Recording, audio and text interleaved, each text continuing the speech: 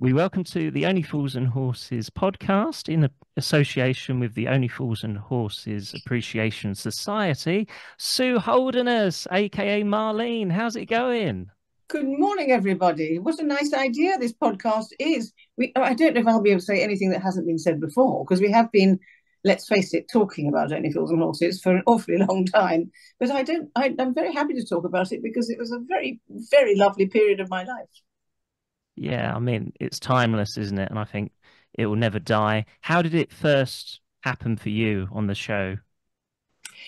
Well, it was a peculiar start, really, because I mean, I knew the show. The three series had gone out. It was quite late. It was 1984 when I got a call from my agent saying, would I like to do just a morning's work on this show, Only Fools and Horses, playing Marlene, the wife of Boise, the dodgy second-hand car dealer. And I didn't. I knew a bit about the show. I didn't know very much about Marlene, but I did know that people used to say, "All the boys do you remember Marlene? All the boys remember Marlene." So I knew she was a bit of a one, and it was it was just going to be such a fleeting little job that it didn't feature hugely in my sort of thinking. I was then pregnant. I was 3 months pregnant. I was going to have a baby. So I went along. I was jolly nervous because I did my research before I went in to do my one day's filming. I didn't know anybody, didn't know any of the actors. So I was a bit starstruck when I saw them because I'd been watching the shows. And I'd gone up to London a couple of days before my shooting date to meet up with the makeup and the wardrobe people to choose the look. Well, John Sullivan hadn't given a huge clue about the look. He just said, in the script, it just said Marlene Boyce, a dapper little Cockney woman, I think all it said. And we knew that she'd been around a bit. So we gave her high heels and stockings and suspenders and short skirts and big fur coat, lots of makeup, huge hair. And she looked like a right slapper, which was what we wanted. So when I turned up to do it, and it should have been in Peckham, of course, the house, but they'd found a house to shoot in, which was actually in Harrow on the Hill. So I drove myself to Harrow on the Hill, found the makeup and the wardrobe vans, and got all togged up in Marlene's gear, taken to the house where we were filming. And I was greeted almost immediately by Ray Butt. And you all obviously know that Ray Butt then, by series 4, he was the producer and the director on most of the shows. And he came up and said, Sue, darling, lovely to meet you. And it's odd we hadn't met because usually to get any job, you've got to meet the director or do an audition or something. But I hadn't even met him. I'd just been offered the job. So it was a treat. And he said, do you know the boys? And I said, I will come over and meet them. So I went over and there they were, Del Boy, Rodney and Boise, David, Nicholas and John. And I sort of squeaked, hello.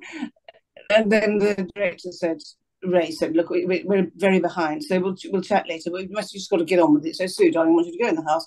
When you hear action, you run out, run over to the boys, and Del Boy will give you a bit of a hug, maybe a bit of a snog. Then we'll have the dialogue. Then we need a bit of a gap so we can have a reaction on Boise. And then you run back into the house. So, really not having spoken at all to these people, I then shakily went into the house and on action ran over and immediately got snogged by David Jason. Very pleasant experience. But, I'd only just met him, so it was a bit of a shock. And we did the dialogue and they sent me back into the house, shaking. I mean, it seemed to go well. And then then I came out with the dog. And they, of course, were expecting a sort of poodle or a terrier. And I uncovered this huge Great Dane.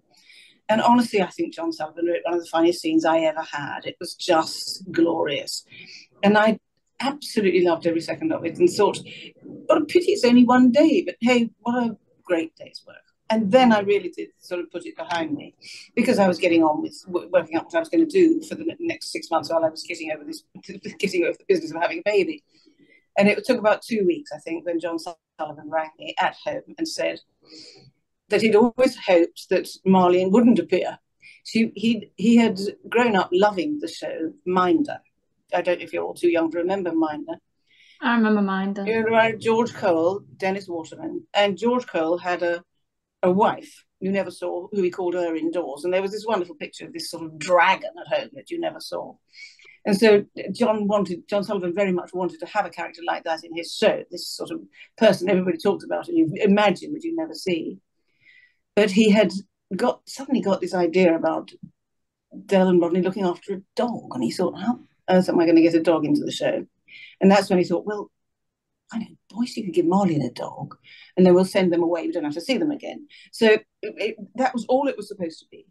And when he rang me up, he explained all that he'd been inspired to write Only Fools really because of Minder. Suddenly he saw that there was a show set in the East End of London with, dodgy characters that was a success. So it gave him the sort of all clear to write the show that he had brewing in his brain. So when he rang me up, he explained all that, and he said, but we love Marlene, she's going to be back. So you can imagine my joy. And indeed, back she came.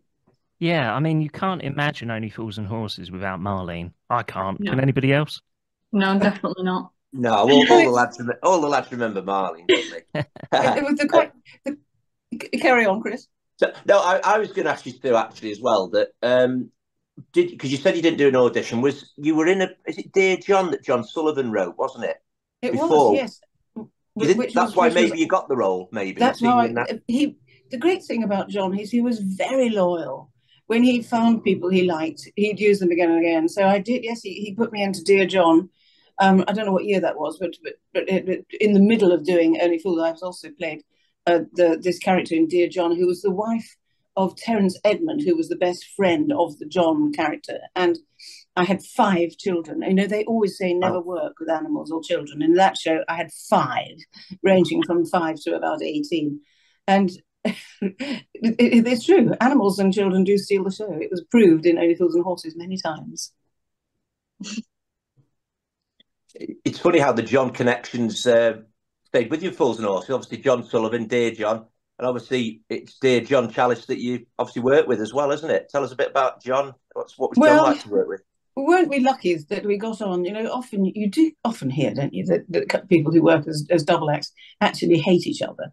But John and I really, from the word go, got on very well. Although, I'm always surprised people remember Marlene as much as they do, because I really did do very few episodes.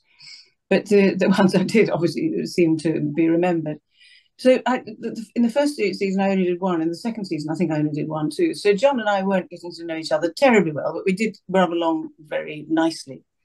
But it wasn't until the show ended, really, that when we absolutely knew that it was all over, which was 2001, that John and I, we'd only ever worked together on television. We'd never done anything in the theatre, but I was due to do a theatre play. And the producer suddenly thought, I don't know, why don't we invite John to play her husband in that? So we went off on doing an 8-born play called Relatively Speaking, which was a lovely play. And what we thought audiences was hate the fact that we weren't playing Boyce and Marlene. We were playing a rather posh couple. But it went terribly well. So we toured together for 4 years and got to know each other really terribly well. And John's wife, Carol, and my husband, Mark, the 4 of us really were the closest friends. We went on holidays together, and it was, I stay in touch with Carol now. It's still very hard to believe that both those Johns aren't with us anymore, because we feel their presence in our lives all the time. What special Johns they were. Yeah. They were indeed. You shared a moment with David Jason at the last convention, I believe, or the convention before. Do you want to tell us about that? Because I believe it was not long after John passing away. I think that was the first moment you saw each other. Yes, it was terribly moving. I mean, I get quite welly up when I think about it, because he was a huge part of my life, obviously, and John and David were also very close. When we all went off to the tragic funeral of Roger Lloyd Pack, David did ring and say, could he come along with John and me? So there was sort of support for each other to go, because it was going to be emotional. We all get a bit tear-jerky about it, because when you work together for as long as that, it really does feel like a family. And sure, when I met up with David at the convention, it's so lovely that David comes to the conventions now. And he's very, very sweetly moved by how much it means to fans. I don't think, before he came to the conventions, I really don't think he realised that it's made a huge difference in people's lives. People who were really at the end of their tether, say, if it wasn't for Only Fools. I'm not sure I'd be here. And, you know, my granny was ill in hospital and we didn't know what to say. So all of us sat around the bed watching Only Fools, because you can, you know, every age group can do that, can't they? Yeah. So on that day when I met David, we did both share a little tear together. And getting up on the stage at the convention and it being Marlene without Boise just didn't feel right. It still doesn't feel right. But of course, you know, on those days, they're playing clips all the time and people are remembering the show. So it doesn't feel as though they've gone. And of course, they will, with both Johns and Roger Lloyd Pack, Trigger. They'll all be with us forever, won't they? And Mike the barman and Buster and Grandad. We're never going to lose them. We've got them, thank goodness, forever. And I feel their presence all the time. You have a certain person, because David always says, I think it was Derek Hopley. So David says about Derek Hopley, a guy you knew that he thought of when he played Del Boy. Did you have a certain person who you thought of when you played Marley? John Challis always claims that there was a bloke in the pub that he based Boise on. But the funny thing for me is, as soon as the script arrived, I heard Marlene. I heard her voice, and Marlene is the little Cockney tart within. I didn't have to go anywhere to find Marlene. She just was. I absolutely understood her and loved her and heard her voice. And golly, he gave us some smashing lines, didn't he? Yes, it's one of my favourite characters. Yeah, me too. She's horrible to Boise, really, isn't she? A lot of the times she's fouled. You know, the times I've had to defend you, boys. I mean, I say to them, "You're ugly," but I tell them he's ugly, but he's successful. You know, it's horrible, isn't it? It's a love-hate relationship, 5 years to convince my mum you're not a vampire. She should know, the old bat. I mean, he's glorious, aren't they? Yeah, yeah. What is there a favourite line you've got, Sue, that you? Well, one of the things I was very sad about was that the girls were not invited on the Jolly Boys outing in Margate because they had such a fantastically wonderful time. But of course, we did get a little scene in the market where I warned Dale. I say, if he gets up to anything with a bird when he's down there, I'm going to hold you responsible, Del Boy. And Del says something like, "Oh, he won't get up to anything. We'll only be there for a couple of hours. It don't take Boise a couple of hours. 30 seconds does it." It's not sweet, is it? But it's funny love. Yeah. It's amazing how you remember these lines as well all these years on. You remember quite a few of the lines. Yeah, some popped back into my head because there were so many that were. I'm always so rude about what Boise looks like. You know, when he gets his face close to the baby, doesn't your face too close? It scares him. John was actually a very good-looking chap. I don't know why Marlene was so vile about him. My favourite one is when Rodney's talking about his specimen and he's got to keep it somewhere dark where it won't be disturbed. And what do you say? Yes. Try Boise's pants. Yeah, I love that one. Cracks me up every time. So mean. And when they go to the hospital and they discover that it's not Marlene's fault they can't have babies, it's actually Boise. He's got a low count. It's so mean that in front of everybody, Marlene and all the Trotter family are in this takeaway, and she says, I haven't got a baby in there because he's been firing more blanks than the Territorials. That's my favourite line. That's the first time that Dale Boy calls Boise a Jaffa, i.e. seedless. That's mean too, isn't it? Yeah, I think that's why it stayed too, wasn't it, the word Jaffa? I think from Only Fools and Horses, you hear that used now, don't you? You do. He's a Jaffa, you know, yeah. But then there are quite a lot of Del's phrases that you hear. I mean, when you go around any resort in the Mediterranean, there's always a bar, isn't there? An Only Fools and Horses bar. And when you go along all the seafronts and all the restaurants are all coming out, say, "Come in, lovely jubbly, don't be a plonker." It's international. Yeah, without no question. I remember when I was about 20 years ago, I was on a beach reading Sir David Jason's book and a George Best book, and the Greek guy said, "Who is that?" I said, "That's George Best. He used to play for Man United." And he looked at Sir David, who wasn't dressed as Del Boy on the front cover. "Oh, that is Del Boy." You know, it just shows the worldwide appeal, doesn't it? Yeah, amazing. Yes, it is. It is amazing that it's attracted all class. I mean, people are a bit depressed when they find that I don't talk like Marlene.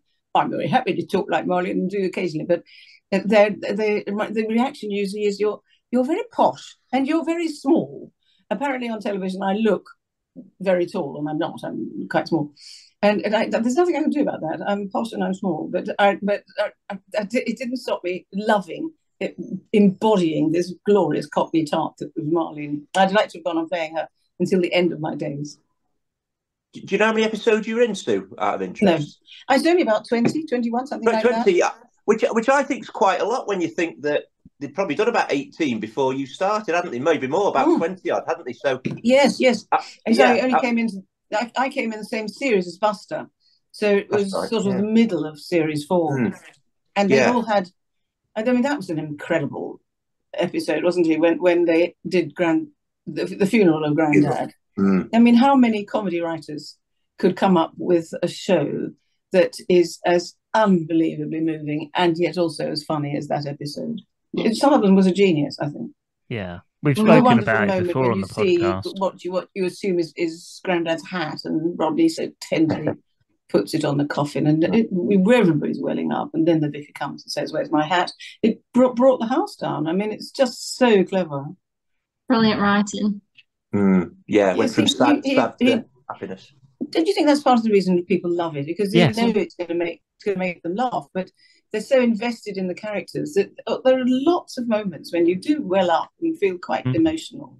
Yeah, I mean, the classic one, of course, is holding back the years, taking the groom off the cake at Rodney's wedding. I mean, that gets to everybody, doesn't it? And we've heard from many actors, it's the pathos, isn't it, of the show. It's 1 minute being able to laugh and then you cry. It's genius, isn't it, from John Sullivan? He wrote a very sweet scene for Del and Marlene, just after Rodney and Cassandra have left the pub. And we have this lovely little moment together. And you say, why? And I say, why did you never get married? And he says something like, well, you know, all the girls I wanted, what was I going to do with Rodney? I wasn't going to put him into care, so I elbowed them. And you understand, makes you understand what Del Boy was like, what he was all about. You know, he cared. It's the love of family that is so overwhelming. He looked after Grandad, he looked after Uncle Albert. He made sure always that they were fed and clothed, and loved them. And that love is so, it's so lovely that there is so much love out there still for the show, because and I think that's part of the reason that, you know, this family, his business dealings weren't always absolutely as they should be, but he was, you know, they don't drink and drive, they don't take drugs, they don't swear. It's gorgeous family entertainment. We miss it. Very much so. Do you make comedies like that anymore? No, nothing is quite like that anymore. It was always a very but it was always had a very tiny budget. The BBC really didn't lavish a lot of money on it, but they did occasionally pull the stops out. And John and I, were incredibly lucky that I think it was 91 that we got the trip to Miami, which was a really expensive episode. That it was, you know, you probably remember, it was Miami twice, 2 episodes. So that most of the cast was stuck still in Peckham, but Boyce and Marlene and Del and Rodney are all in Miami, and we were supposed to go just for 3 days. John and I were filming for 3 days, and which I then had small children. They were 5 and 6, I think, something like that. So and my husband had a full-time job running the theatre here, and I said, we worked out all the arrangements, who was going to look after the kids and do Harriet's Platts before they went to school, and make sure the clothes. We worked it all out. And when we got out to America, or by the time John and I got there, which wasn't right at the beginning, there was a huge problem going on with the American unions, because Gareth had unwittingly arranged that the cars that travelled everybody around from set and back to the hotels, that the cars were not their union boys. And when the unions found out about this, they absolutely said, you can't carry on, you cannot shoot anymore until you use our people, which was going to cost an absolute fortune. Gareth was tearing his hair out. So we got to the end of filming on the Everglades on our 3rd day, and we hadn't finished everything because we were so behind. And the Sue Longstaff who was on the production side, came up and said, I'm so sorry, but we're going to have to keep you here for a bit, because we simply can't finish today. When we and we've looked at the schedule, it looks as though it's going to be you're going to have to wait for a while. We ended up being there for 10 days, doing absolutely nothing except being on holiday, while they waited to reshoot our one scene in the Everglades. And John and I, well, if we didn't know each other well before, we certainly knew each other well after that. We had 10 glorious days on Coconut Grove. And if you don't know Coconut Grove in Miami, Google it. It is paradise. We had an absolutely gorgeous time at the expense of the BBC, which was not what they were expecting. But we were very grateful, and we did have a lovely time. It was an episode that was quite controversial, that double episode, which at the time a lot of people didn't like, because Dale, as you probably remember, was playing two parts. He was playing himself and the mafia boss. Mm. But I think now, all those shows that were controversial and people say we don't like them much in the old days, everybody loves them now. They're terrifically good episodes, I think, both of them. Definitely. Yeah. Was there an incident with an alligator, Sue? I heard that you said you were in danger with an alligator. I was nearly eaten by that blooming alligator. Yes, it was the alligator was tame. I mean, tame alligator, and it was a baby. Well, if this thing was 16 feet long and didn't look terribly tame to any of us. And I had recently got a video camera, and those old video cameras were huge. I'm a hopeless photographer, but I was trying to video this because it was a moment I wasn't in, and I videoed a bit of what the camera crew. I got the first take and then the second take of this alligator, and the chap, I think he was called Sean, who was in charge of the alligator. When it went on action, the alligator would go towards a whole bowl of food. That was the plan. Worked very well the first time, and then he's dragged back, and then the jaws are gaffer taped up, which looks cruel, but it's not. They don't seem to mind at all. And this chap would put his hand on the alligator's head, and the alligator would just go down, sort of look as though he'd gone to sleep, and then up again for the second take. So on the third take, I was filming away, and suddenly this alligator wasn't interested in the food anymore. He was more interested in the camera crew. So suddenly the alligator shot over to us, and I lost him in my viewfinder. I couldn't see this blooming alligator. And I was looking around, and when I looked down, the alligator was right by my feet. And the chap looking after the alligator had jumped on him, grabbed his jaws, and taped the jaws up 6 inches from my feet. It was the most alarming thing that's ever happened to me in my life.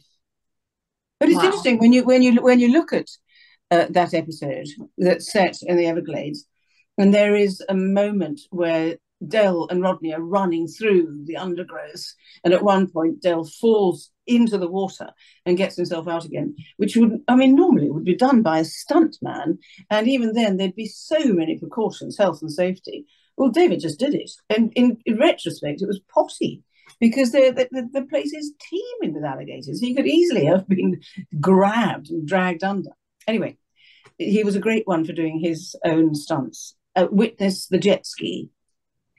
I had my first experience of jet skiing last year in Gozo, where I filmed a series called The Madame Blanc Mysteries. We thought we'd go out on a jaunt, and it's terribly exciting when you get up to full speed. It's a really thrilling thing to do, to ride a jet ski, but you wouldn't want the brakes to fail when you get up to that top speed. And David did film it for an hour. Well, he was on. He must have been on it for an awfully long time for all the takes they had to do, and he was very brave. Stupid, but terribly brave. That's quite a good line, isn't it, on the jet ski? You're in with John, aren't you? And on the plane. Yes. And Boise says, what does he say? That's funny. Someone down there on a jet ski. You said, what's funny about that? He's 20 miles off the coast or something. Yeah, no, it was looking down from the aeroplane. That was the other thing that at the airport, that as we were in the queue waiting to get on the plane, the joke was Richard Branson was just ahead of us. Do you remember that? Yeah. Oh, yeah. So he loved having the odd celeb in, didn't he, John Sullivan? And we had Barry Gibb himself in when we were in Miami filming on the Everglades. And Ricky Hatton, of course, came in towards the end. Ricky Hatton, the boxer, he was a great fan. So John brought him into the green grass. Ricky Hatton. It's sort of in joke.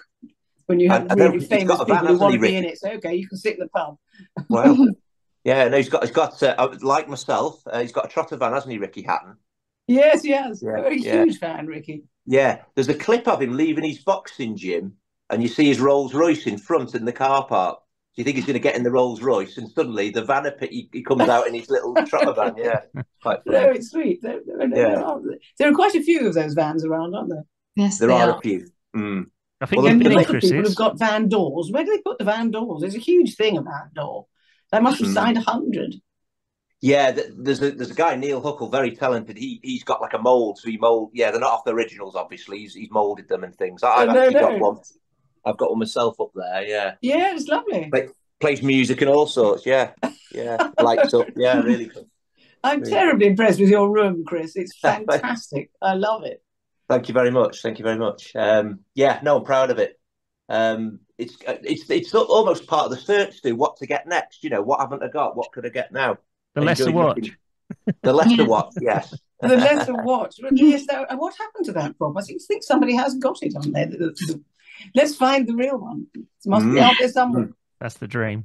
But it's a clever idea of John's. And when he wrote that episode, I think it's so sad that newspapers want to give away plots, don't they? They always want, if there's going to be a train crash in Coronation Street, we hear all about it weeks before. John was absolutely determined that nobody would know how it got out that they were going to get their millions, but nobody ever found out how. And he said the rumor went round that they were going to win the lottery, and so we were told to not actually to discourage that. Say, well, I couldn't possibly say, but so that people would go on thinking that it was the lottery, because I mean it was a fantastic scene in Sotheby's, wasn't it? Mm-hmm. That wonderful scene when they're at the auction. And they fall out of shot. I think they're two of the most classic comedy moments ever. Yeah, and they're in the van celebrating after, aren't they? The van's rocking and things. And, the van rocking. Yeah, it's my favourite episode. I love that one. It's mine as well. One. Yes, I love it too. And when we filmed it in the studio, it was really sweet because the audience, they were so pleased for the boys that they'd got their money. But we all absolutely knew that it was going to be the end. There couldn't possibly be any more. So people were crying with joy that they got the money and crying with the agony of knowing that it was the end. Although it wasn't, as it happens. But we did have 5 years without any episodes. I always remember Ken McDonald's Sue, Mike. I felt he was very emotional, wasn't he, in that scene when. He says, I don't know, on the house or something, doesn't he? On the house tale. Yeah, he's on the house tale, yeah. He was a great character, Ken, the Mike, the barman. In life, he was really he was the life and soul of the party everywhere he went. But at the conventions particularly, Ken loved them. He went to every single one while he was alive. He loved meeting the fans. He just being part of Only Fools and Horses for Ken was just the best thing that could have happened to him in his life. It was so sweet. I loved him. I'm so sad that he died so young. We lost too many of them. We did. And, there's a beer mat, doesn't he? Didn't he have a trick with a beer mat or something on his nose? See, the beer mat. It would usually happen when you were filming, not when there was an audience in. And so you're doing this speech at the table, and Ken is the other side, and suddenly he pops up and there's a beer mat, and he's going through that. And I mean, obviously, everybody corpsed every time. It was he was a great joker, but he was adorable. I really loved them all. I'm very sad I never got to work with Leonard Pierce, because apparently they all just adored him. And I think that when he died, I think there really was a moment when John Sullivan thought, I'm not going to go on with this show. We can't do it. We can't do it without him. And then the business of deciding that this whole series had been written, and it had to be rewritten. And then I think it was David who said, do you think Leonard would have wanted you to stop? And of course he wouldn't. No, he wouldn't. So when they came up with the idea of Buster coming in, there was a time when they thought that they might bring a woman in, an old aunt or granny or something. And David, quite rightly, I think, said, but no, I couldn't possibly be as rude and abusive to a woman as I could to a bloke. So that's when the photograph. Buster then actually was funnily doing a pantomime here in Windsor, the theatre that my husband was running. And he heard that that there was that obviously something was going to happen and they were going to recast. And he sent in a picture of himself looking like Santa Claus with the beard. And it happened to land on the desk just when they were thinking about recasting. And that's when Sullivan got this sea dog idea. And they pulled Buster in, and he was just perfect. And he was, he'd only been an actor for 2 minutes. He'd been a bank manager. So going from being a bank manager and he always longed to be an actor. Going from that to being a national treasure he was always so grateful about it, Buster. He was terribly sweet. He loved it when fans asked for his autograph. He loved any recognition at all. His whole life radically changed from being this boring, stuffy bank manager to Uncle Albert. Magic. And of course, Only Fools and Horses is a comedy. Of course, as we all know, we've laughed at it for years. But I think a lot of the characters are very relatable. You think of them as real people a lot of the time, don't you? Yeah. It's surprising how many people do say to me, "Oh, we've got a Boise and Marlene in our pub," and people come up and say, "Look at my husband, he's Boise, isn't he? Do the laugh, do the laugh, go on." I mean, there are a lot of people who are Boise and Marlene in their lives, and occasionally you meet Marlenes. Poor devils have been christened Marlene, and they spend their whole lives having to repeat Marlene, and it's affected them. Gary's as well. I think they probably have quite a hard time. Gary. And of course, Rodney. Anybody called Rodney is going to be called Dave. Yeah. Yeah, and then the opposite. Dave is Rodney, isn't it? Yeah. Yeah. Emily, you were going to say something.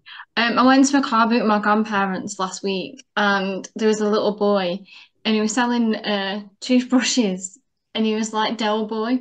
It was like they're organic, they're this, they're this. They're £2 in the shops. You can get them for £1.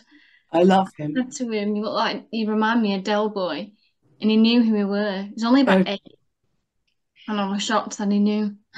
Well, it's because an awful lot of fans are very intelligently bringing up their children properly and making sure that from the moment they emerge from the womb, they are sat in front of episodes of Only Fools and Horses. That was the name of my parents. Excellent. As soon as I was here.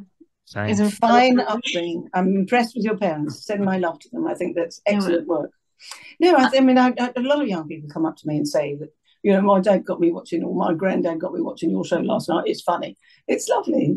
It's the thing is, it doesn't really date, does it? That's what the weird thing. People walking around with phones the size of bricks and video recorders, but the actual scripts don't date. No, not at all. No, you're right. And when you mention about when you're a kid and you watch it, Emily mentioned, and I did as well, it's funny because when you're a kid, you watch it, you're laughing. You've got no idea what you're laughing about, really. But when you get older, you realise the adult humour. And of course, it's a lot funnier. Well, it's a bit like pantomime. There are lots of really very rude things, but it's clean when it leaves the stage. It's only what the audience, what they make of it. And so that's why it's so brilliant that you can watch it with 95-year-olds and 5-year-olds, and everybody's going to get something else out of it. The 5-year-old's still going to find it funny because it's a lot of slapstick stuff, isn't there? A lot of physical comedy. But and that it just you can see they can see it's funny. But the nuance of the slightly naughty bit is what makes it hysterical for the grown-ups, and goes on being hysterical, which is gorgeous. Do you have a favourite episode, Sue, or is it? Yes, I do. I've got lots really, but I think one of my very favourites actually is the Blow Up Dolls. The Blow Up Dolls is a wonderful episode.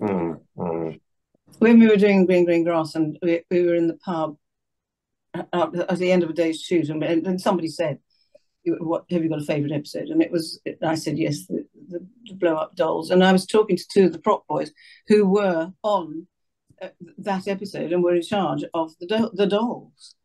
And the thing about these dolls is that you couldn't let them down. Once you'd blown them up, they had to stay blown up, and there wasn't anywhere to keep them where we were filming. So they had to take these dolls, there were about 16 of them, all of which had been specially modified so that they didn't look quite as rude as when they first came, because they're really sex toys, aren't they?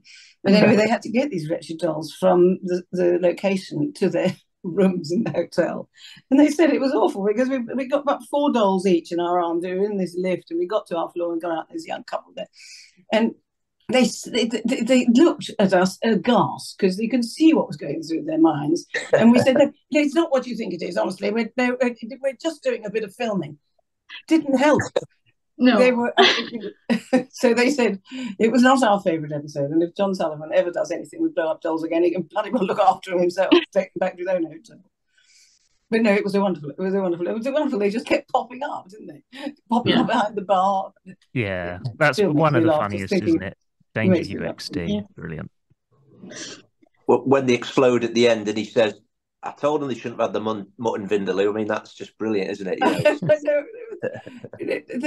It's all such clever stuff. I like it when he dresses them up. I'm going to bore you now with this because you've probably heard it, but people ask me why I think the show is as successful as it was. And I don't know if you remember this, but in 1997, there was an article in the Times by the then, he was Chief Inspector of Schools, he was called Chris Woodhead. And he wrote this article, which he finished with this weird attack on the show, saying, if Dale and Rodney are the only role models available to the young, then we have a problem. I mean, John Sullivan, when he read that, he was not only cross, he was really hurt. And eventually he was persuaded to write a response in the Times. And I'm going to read that to you because I don't want to get it wrong. Right. And so he pointed out that Dale had brought up his younger brother after they lost both parents, cared for and fed his aging grandfather and later his old Uncle Albert, and strove to make sure he could always provide for them. He admitted that some of Dale Boy's business arrangements may not have fared well in a court of law, but said that compared with the activities of some politicians, bankers, and captains of industry, Dale was squeaky clean. Rodney, he said, was a decent, law-abiding young man and the first to warn against anything unsavoury. Albert had spent his life fighting Nazism, and his only fault was in constantly reminding everyone of the fact. He asked if Mr. Woodhead believed that youngsters were so stupid that they would copy everything they saw on screen or stage. Did Shakespeare's Romeo and Juliet induce young people to commit suicide, he wondered? Or did Charles Dickens endorse pickpocketing as a fun career in Oliver Twist? Throughout the series, he concluded, I have tried to emphasize the basic decency of the Trotters. They are not violent, they don't take drugs, they don't drink and drive. They respect the old and the very young. More importantly, they have strong family values, loyalty and love, and the ability to laugh at themselves. If more people followed their example, he suggested, Britain might be a happier place. Don't you think that sums it up? Yes. Yeah. John Sullivan's own words, and it's true. They're good eggs, aren't they? They're good, nice. It makes me well up when I read that because I think it's so absolutely what John intended. He wanted it to be a show that families could watch and laugh together. Yeah, I've never heard that attack before. That's I can't believe that, to be honest. No, it's weird, isn't it? And you can see why Sullivan was so angry. Yeah. Because everything about that family, they've got amazingly good, strong instincts about love and honour and truth and loyalty. Sure, they're market traders, but they've got good hearts, haven't they? I have. There's not many brothers that will raise their brother for as long as he did, and he did. No, and that little scene that I had with Dell in the pub when he explained that he couldn't marry any of them because it would have meant putting Rodney into care, and that's sweet, isn't it? Thank goodness he did eventually meet Raquel. Yes, he got his happy ending. Happy ending. The whole thing was a happy ending. It was. It's just pity it had to end. Yes, it's a shame. I think he says to you in the pub when his wedding day, he says, I breastfed him for the first 3 years. I mean, you can't ask for more than that, really. I know. Even in that terribly emotional little scene, he still manages to throw in a jolly good joke or two. Yeah. The way he goes through shoes. What? Yeah. And the way he goes through shoes. The way he goes through shoes. Used to find rusks in the hush puppies, and it's heartbreaking, isn't it? When he goes through shoes. No, it's lovely, and I mean, it was when I loved it when Rodney kept forgetting that he was married and going the wrong way home, going back home. You don't live here anymore. I've seen a little spin-off of that with Sunak, because he's obviously left Downing Street, so they'll have Sunak's face and you know, Keir Starmer is Del Boy. You don't live here no more, you know. Yeah, no, I said they're mocking up some very funny things, aren't they, on Facebook? Yeah. Or Twitter or X or wherever it is. There's always some little thing some little scene you can pick out with Del and Rodney where you can apply it to what's going on today, and very funny they are. There's the music one where he's, I think it's only rock and roll. He's playing the Bachelors, isn't he?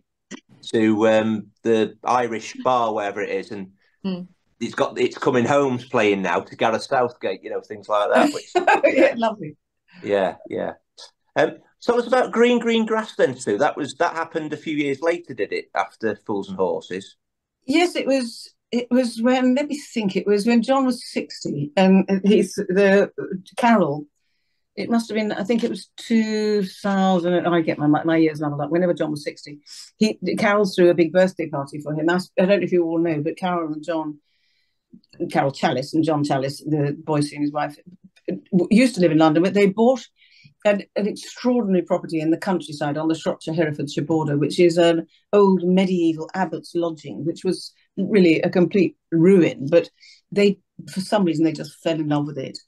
Carol had some history with the family that they found out later, and they bought it. They bought it for a song, but spent an absolute fortune on it. And by the time John was 60, and we were then touring the country every year, she invited everybody to a birthday party. When she invited, the London friends, local friends, and all the cast and crew of Only Fools, most of whom turned up, and of course, including John Sullivan.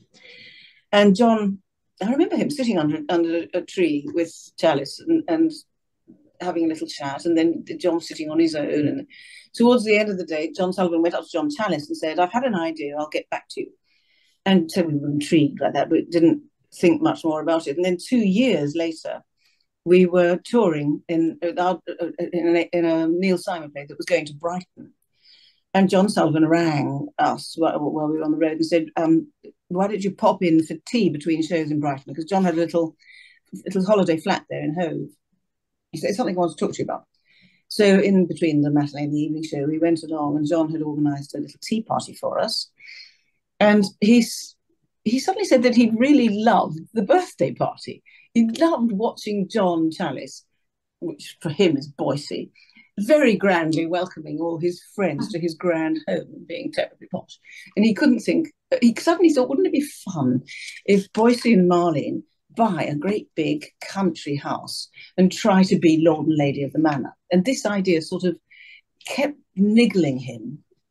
But he just couldn't think why on earth the Boyce family would leave Peckham. And then he was watching an episode of Only Fools and Horses featuring the Driscoll brothers. And that's when the idea came to him, that the Driscoll brothers, who've been banged up for life, suddenly everybody's changed their stories and they're being let out.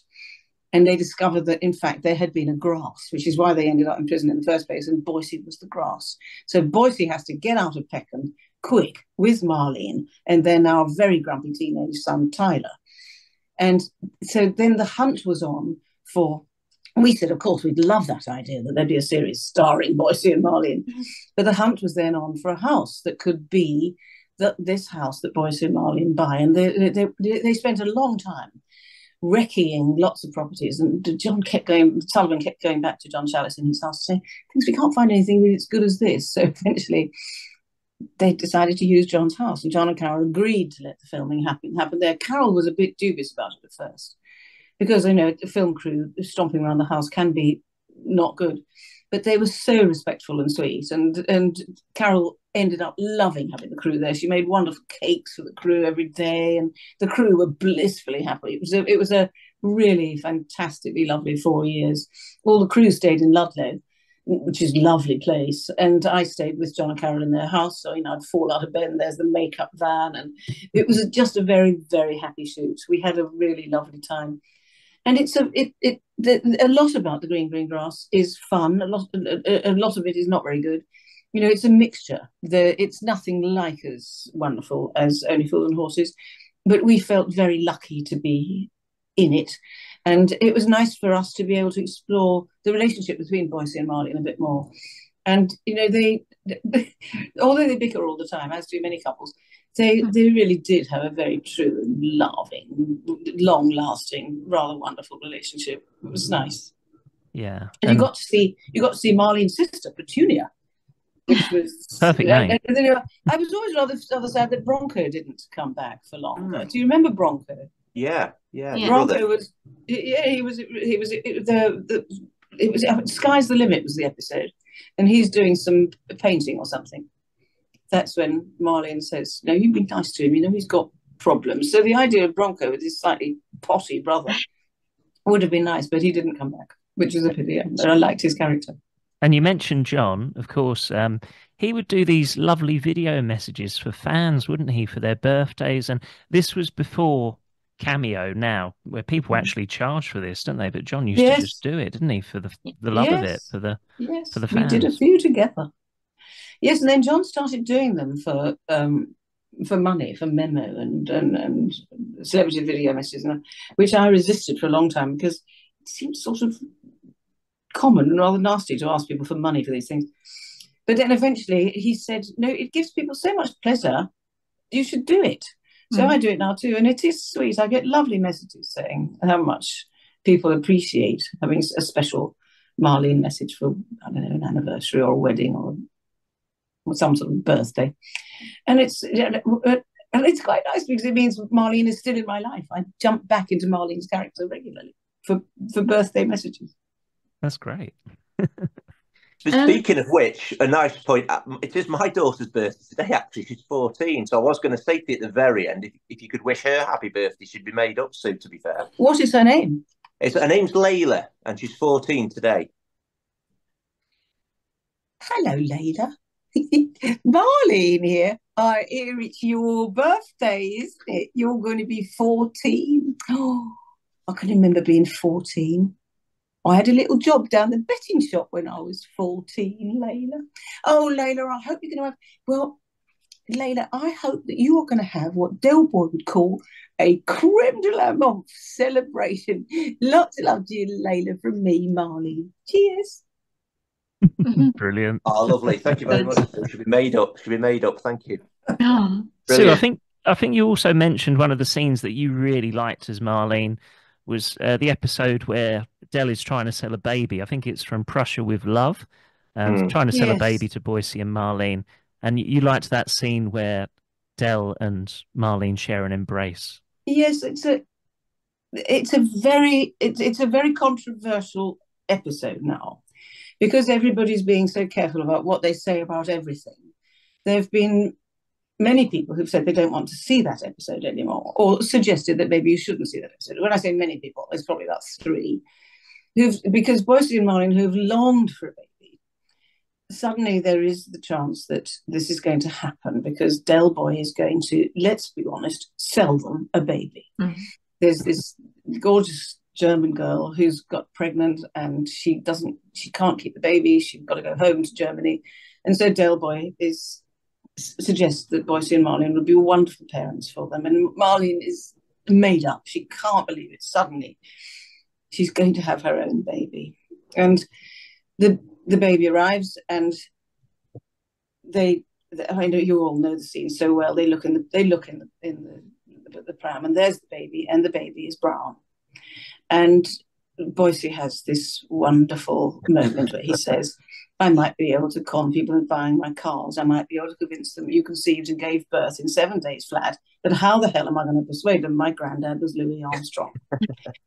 Well, it absolutely brought the house down. And there were, every race was in that audience. Nobody was offended. It just is a very, very funny laugh. Yeah. But then, of course, Boycie goes off in a half and high dudgeon, and Marlene is left there with Del Boy.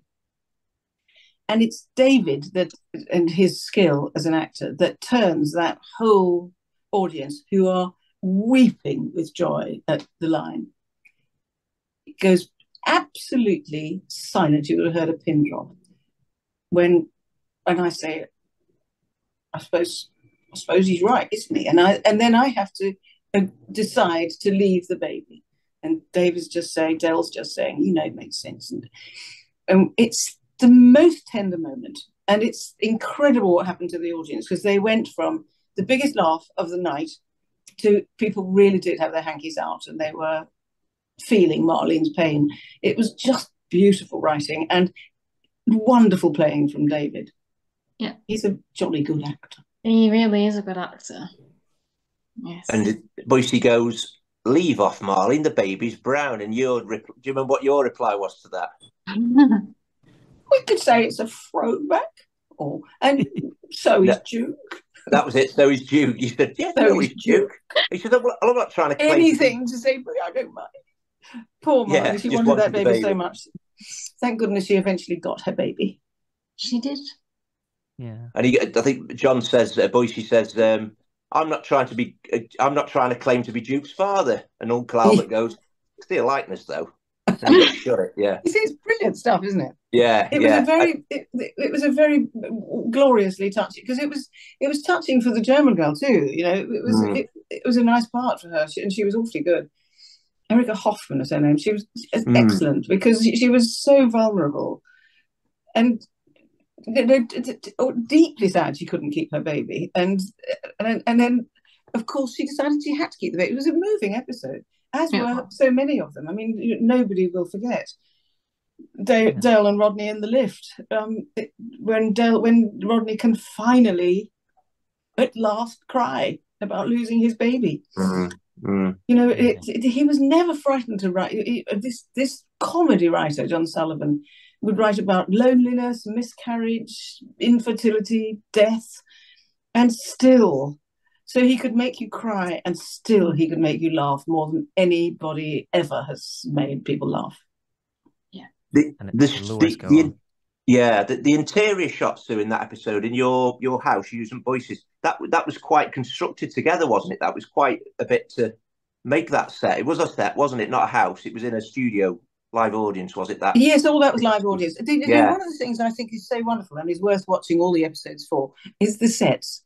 The sets were, I mean, you witness your room, but the sets were glorious. But it was ages before I realised that in Nelson Mandela House, nothing was the same. They changed all the time, because as soon as anybody came in the house and said, "Oh, like that chair, Dell," he'd sell it to them and go off and buy another one. It was a nice table. So he was constant.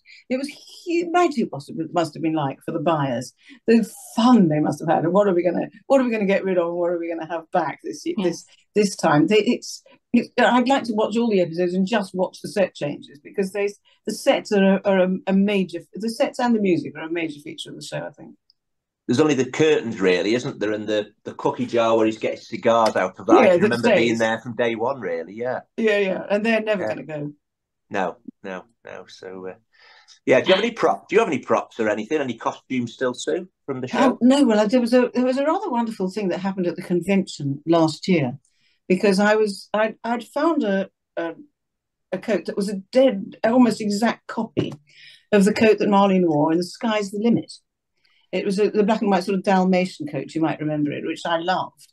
And I don't know where that original coat is, but I found this one. It's exact. I think it's almost exactly the same coat. It's about 2 inches shorter, and I bought it for £6 in a shop that's run by Alzheimer's Dementia Society, a shop that I'm a patron of, a charity I'm a patron of.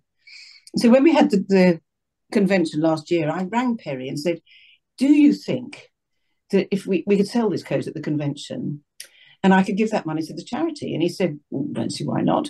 So I put a Marlene Boyce label in it and signed it Sue Holderness. And they put it up for sale at the convention. And Ricky Old, I think, bought it for, I think it was Ricky, if it wasn't, forgive me if it wasn't, for £1,300. And It went to the charity, a small charity that it struggles to raise a penny. And so it was a fantastic achievement and very exciting. And they were absolutely thrilled. Brilliant. And actually, I often put an ADS, Alzheimer's Dementia Support box on the table when I'm signing, and people are very generous, because nearly everybody knows somebody who's got dementia or Alzheimer's, and they're really very generous. And this money goes to this charity, and they're always astoundingly grateful and surprised at how generous Only Fools and Horses fans can be. Yeah. And you mentioned about comedy today, and you said like how sometimes people get offended by things now. which I think is ridiculous with Only Fools and Horses. But do you think it's kind of nearly impossible for somebody to write a very good comedy these days? I think it must be terribly difficult because, I mean, part of the fun, especially with satire, you rely on being filthily rude about everybody and everything, don't you? Which is what makes people laugh. And now you say the slightest thing that's going to upset people because this whole online thing is new, isn't it? And when we were making Only Fools and Horses, there was no social media. It sort of didn't exist, did it? So people couldn't get worked up and riled about tiny little things. So yes, I do think it's very difficult, and I think already we're seeing signs that comedy isn't as funny as it used to be. And let's hope it's going to change. Let's hope that somehow we can work out that people don't actually get offended quite as easily as they think they do. Because, very little in Only Fools is offensive to anybody, I think. How did it feel playing with David Jason as two different characters? Because obviously you played with him as Del Boy and Granville. Yes. Well, that was really nice because, David and I, we would meet very rarely because we've all got such busy lives. And I never see Nick. I think Nick might even be in America now. But we meet at things like funerals, which is always sad, but also blue plaques. We all met up when there was a blue plaque put outside Roger Lloyd Pack's house, Trigger, and a blue plaque at Teddington. And then I went and Jim Sullivan and Sharon, John's wife, asked me to go and witness the unveiling of a blue plaque in Hove, which was the flat where John and I had gone, and John Sullivan had suggested the green grass. So I felt very emotional about that.